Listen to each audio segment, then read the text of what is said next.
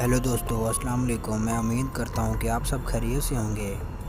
دوستو، آج میں آپ کو قوم عاد کے بارے میں بتاؤں گا کہ قوم عاد کے اوپر زوال کیسے آیا۔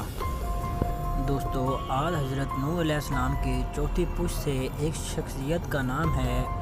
عاد بن اوس بن ارم بن سام بن نوح ہے۔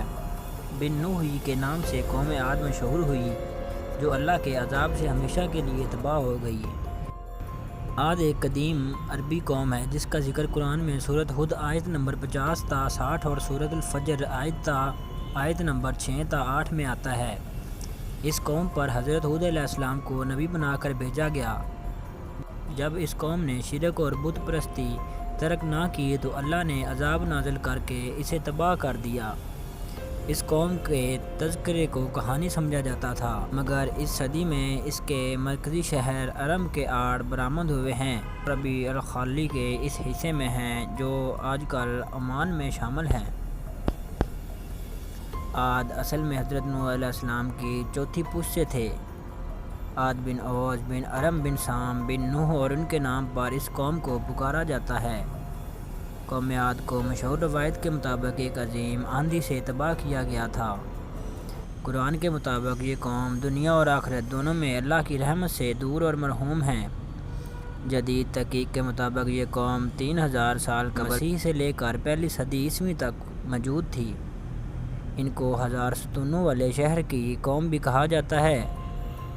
قرآن کی سورۃ الفجر میں آتا ہے کہ آپ نے نہیں دیکھا کہ آپ کے رب نے قوم عاد کے ساتھ کیا سلوک کیا، جو اہل ارم سے اور ان بڑے بڑے ستونوں کی طرح دراز قد اور اونچے محلات والے تھے، جن کا مثل دنیا کے ملکوں میں کوئی بھی پیدا نہیں کیا گیا۔ ان کی شان و شوکت ضرب المثل تھی، پھر دنیا سے ان کا نام و نشان تک مٹ جانا یہ بھی ضرب المثل بن گیا۔ قرآن کے مطابق کا مسکن احقاف کا علاقہ تھا، جو حجاز یمن اور یمامہ کے درمیان واقع ہے۔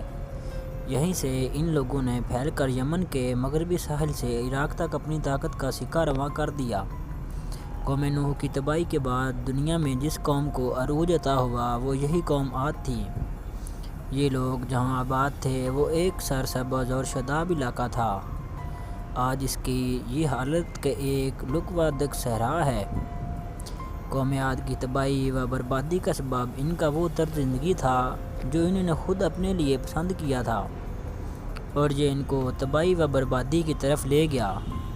اللہ نے اس قوم کو سوچنے اور فہمائش کے لیے رسول بھیجے، مگر انہوں نے اپنی روش نہیں بدلی اور اللہ کے عذاب کو دعوت دی۔